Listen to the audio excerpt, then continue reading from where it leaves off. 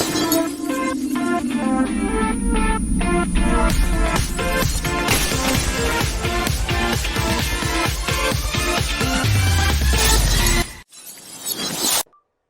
right, welcome everybody. Shane Carter here, Hampshire Capital, along with our VP of Investor Relations again, Eddie Austin. Eddie, how are you today? I'm doing great, man. Thanks for having me back. Absolutely. So today we're going to be talking about our guiding principles at Hampshire Capital, which is really what we use to truly guide our every decision and our every move. Eddie, you've reviewed them. You know what they are. Absolutely. What are your thoughts? I really like it. So when I pulled up the website and I looked through the website, even when we were first talking about partnering together, that's kind of the first thing I do is I go and I look at, is it a searchable company? What is their background? And then what is their mission? I always look for the company's mission. What is their mission statement? What do they stand for? What is their purpose?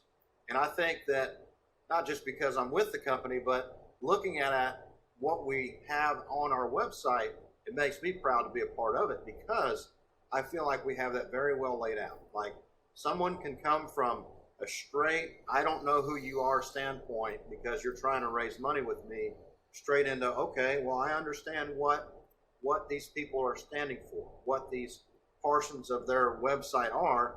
They make sense and they're purposeful. So I'm very happy to make this video today because I think it needs to be put out here, especially on our guiding principles. Yeah. So Shane, if you wouldn't mind, would you like to run through the guiding principles of our company, starting out with integrity?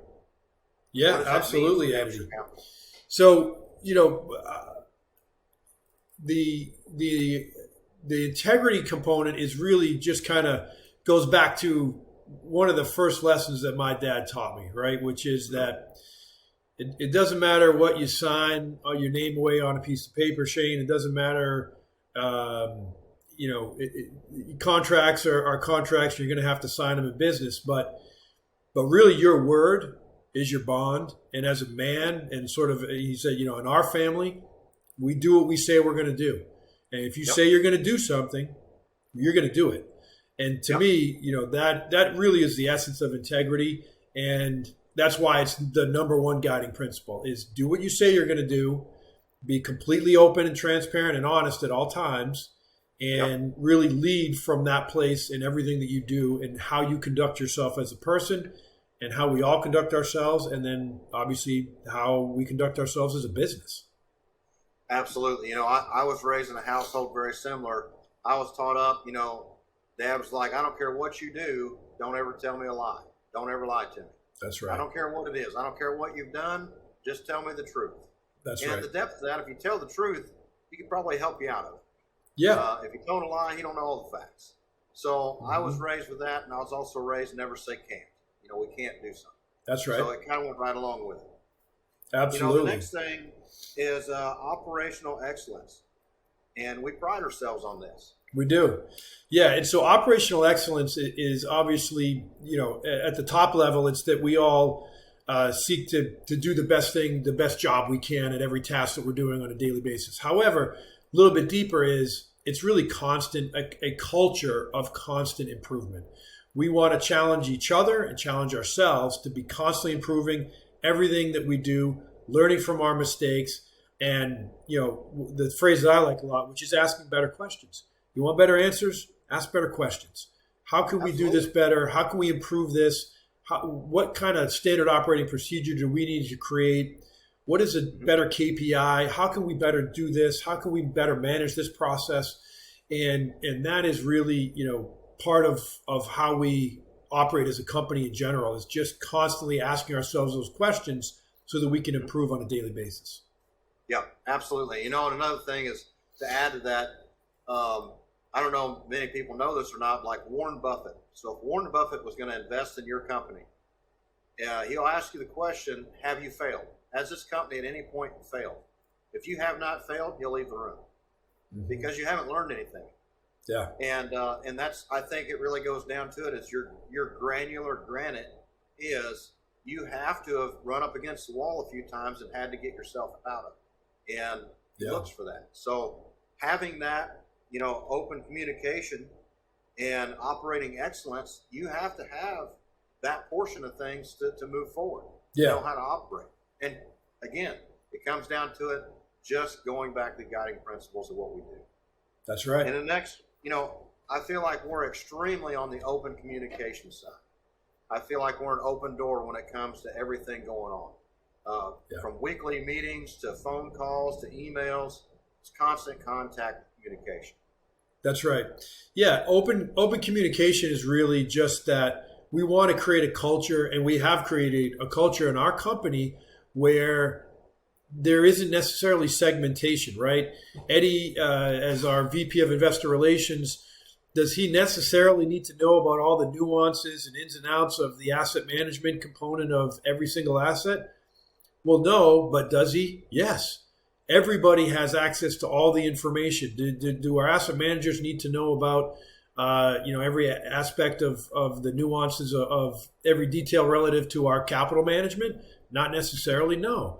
But do they have access, and are we open about it? 100%. Everybody needs to know everything in the company so that, number one, we're creating a culture of inclusiveness. There's no segmentation. There's no difference between the information that flows. And then secondly, everybody feels like we're all a part of the same team. We're all rowing in the same direction. We all have the same information, and we're all intimately involved in the success of the company. Absolutely. Yes, for sure. And, that kind of brings up the quality. And the quality that we provide residents is huge. And I feel like that's another thing all the way down to asset management. What are we going to do at the property level?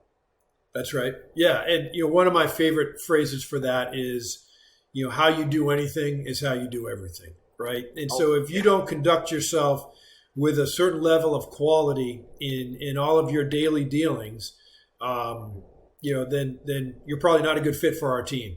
So we pride ourselves on really operating at a level of quality. And so what does that mean as it relates to the business? Number one, it obviously means that, the quality of opportunities that we have for our investors, the quality of the reporting that we have, the quality of our communications at the property level, the quality of the experience for our residents, for our team members, for our site staff, and truthfully, just the quality of how we function as a business. That's the culture that everybody who's in this business can feel. And when it's lacking, and we've all been in those companies or around them, you can feel that right away too. So quality absolutely. is not an understated guiding principle for us. No. And, I think one of the best things I like about the company, and I've worked in lots of companies that had standard operating procedures and stuff like that. But those standard operating procedures, when it come to the meetings and problem solving and stuff like that, the decision making, those guiding principles were not always put into place. So there was subpar decisions made. There was meetings that did not go across the line with the background of how we really should have made decisions. And I think that's one thing I love about every meeting that we have internally of the company is that decision-making portion. Yeah, absolutely. And that's why it's one of our guiding principles. So decision-making, to me, I know I'm full of these, quotes that I love so much, but one of my favorite quotes is when your priorities are clear, decision-making is easy, right? True. Because you know exactly what you need to do at any given moment because you have clear priorities as an individual and as an organization. And if there's ever adversity, which there is in our business, we are constantly, having adversity. There are constantly issues with running these multi-million-dollar assets that we own. And there's continuously, challenges and issues. But the decision matrix, the decision tree matrix is easy because we know that we need to operate from a place of integrity. We know that we need to ensure there's quality at every step. We know about open communication. And, the other part of open communication and decision making is active listening. You cannot be a good communicator if you're not an active listener.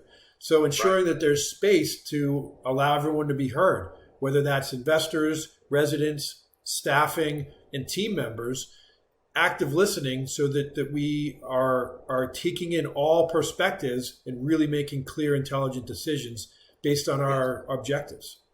Yeah, absolutely. I think another thing that I really love about what we do is our resourcefulness. And when we really dig into an asset, even down to the sourcing the asset, underwriting the asset, the level of resourcefulness that we put into this, we really dig in. And I think that's one thing I truly would touch on last is the amount of resourcefulness that we all put into it as a team. Yeah. And what every person brings to the table. Right. Well, that's our culture, right? Is that we all roll our sleeves up. We're all ready to go to work. And right. there's no task that isn't above or beneath anyone. We all need to get done the whatever we need to get done for the organization. And so the resourcefulness is key. And resourcefulness really is about creativity too, being creative thinkers, being creative problem solvers, thinking outside the box, which again ties back to asking better questions, right? And so resourcefulness to us is thinking creatively and then acting decisively, right? When we pick a path because we know we have a clear priorities, we have clear decisions to be made, we act decisively. And we, for good or for bad, we learn and we improve from there. Yeah, absolutely. It's just like when we do find a deal and we're underwriting that portion, because of that, we can look through a deal and say, okay, well, what is someone else missing? Well, we have a whole team that everybody's bouncing the ideas off. We like the asset, but what are we really digging into on it that actually gives us the edge? And I think that being resourceful gives us that edge. Absolutely.